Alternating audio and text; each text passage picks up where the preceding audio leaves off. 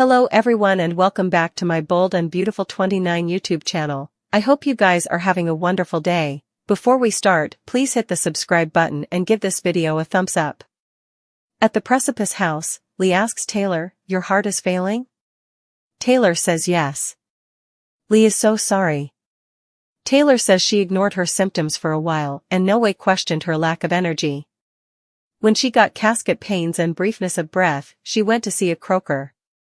He said that I've heart failure. I'm dying. Lee asks what the cardiologist said. Taylor hasn't seen one. She wanted to come straight home. Lee offers to run some tests. She has some largely regarded associates she can connect her with too. Taylor thanks her, this is all so important. Time is running out. That's the reality. At Forrester, Steffi tells Ridge they've to move her mama to stay in Los Angeles. She's sure he can get through to her. Please Dad. Just get her to stay. I know you can do it. Ridge jokes that he's super fascinating and veritably conclusive. Steffi laughs that her mama values his opinion.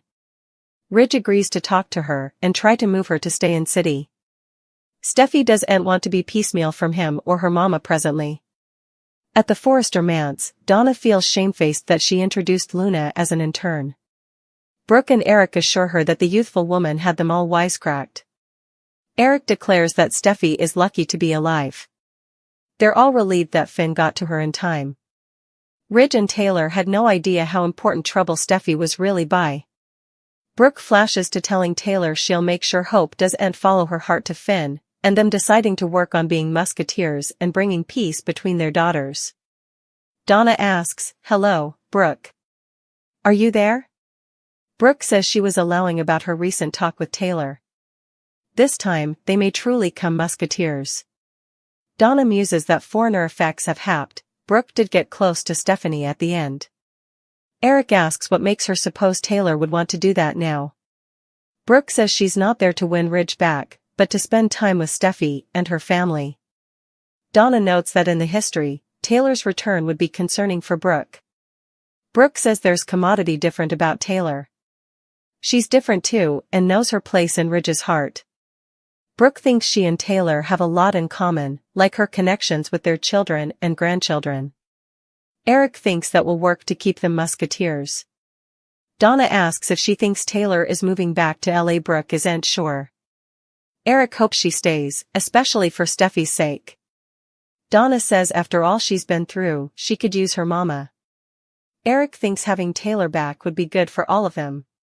At Forrester, Steffi tells Ridge that texting and calling just aren't the same. They laugh that her mama's memes are corny. She understands she has a vibrant life, but she needs her mama. A girl needs her ma. Ridge understands his son missing her mama, he misses his every day. He thinks Steffi's upset about nothing, since Taylor hasn't said anything to him about leaving. Steffi says she uplifts them all, and she doesn't know what she'd do without her. We've formerly lost so important time with mama. I don't want to waste another moment. At the precipice house, Taylor thanks Lee for the list of croakers. She's transferred her. She says she's been spending as important time as she can with her family. Lee asks about her briefness of breath. Taylor says it's getting harder to hide. Lee asks why she's caching it. Taylor says she's not telling her family about this. Lee gasps. They would want to be by her side. You have to tell your family about this. Taylor isn't telling anyone, and neither are you. No bone can know this is passing. Taylor tells Lee that having her loved bones around while she goes through this is important, but she doesn't want to scarify them. Lee argues she'll need support. Taylor reiterates that she doesn't want anyone to know about her condition. She warns Lee she can't say anything. Lee agrees, although she still thinks they need to know. Taylor wouldn't burden them or drop a lemon on the people she cares about the most. Lee says it's her choice, but asks her to keep an open mind. She may start to see effects else as this progresses. Taylor exhales, progresses. Yeah. This hits her in swells. She cannot be spooked however. She has to try and face death with as important strength and grace as she can muster. At Forrester, Brooke and Ridge make out in the main office. He grunts, that was quite the greeting. He tells her Steffi came by to talk about her mama. Brooke says she had an intriguing discussion with Taylor moment. She reached out and wanted to speak with me.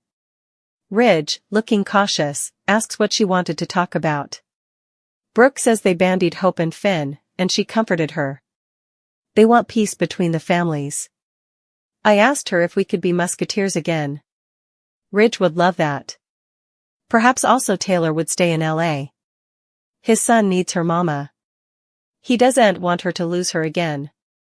At the Precipice house, Taylor paces and looks emotional as she gapes at the framed prints of Steffi's family. She flashes to tellingly her heart is failing and she's dying. Steffi walks by and Taylor tries to hide her gashes. Steffi notices and asks, what's going on? She reminds her mama that she can tell her anything.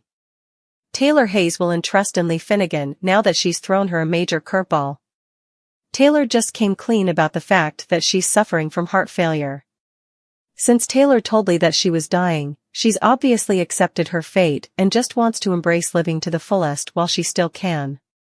Lee may offer up some specialists since she's got plenitude of medical connections, but Taylor formerly talked about seeing a croaker. In Europe, Taylor may feel she's explored all options and suggest she needs help in other ways now.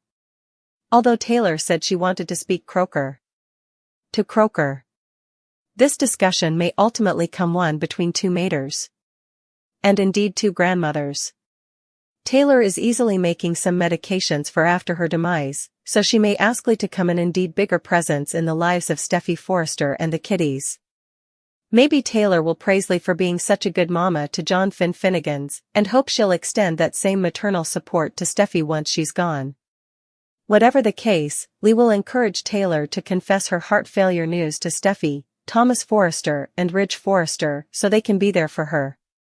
Taylor will refuse to unmask anything just yet, so B&B spoilers say she'll get Lee's oath of silence and plan to tell her family closer to the end. Over with Steffi, she'll hold out stopgap that Ridge can get through to Taylor when it comes to sticking around LA.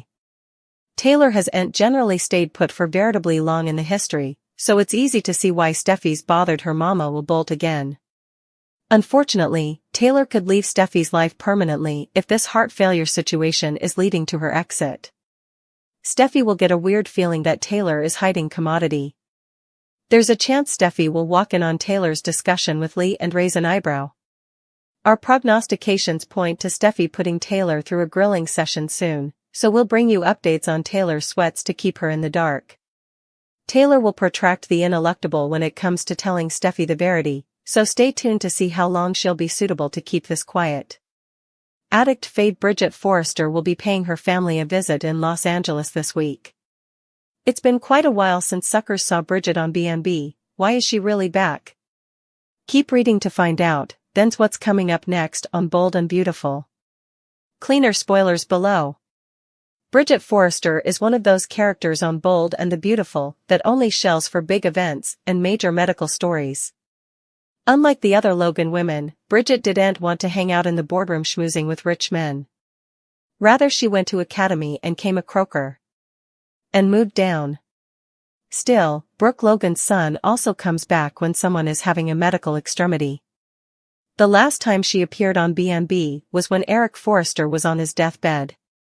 The Bold and the Beautiful spoilers tease Brooke's bedroom will be having a musicale to promote the Forrester Creations lingerie line, and of course the drama will be at an each-time high.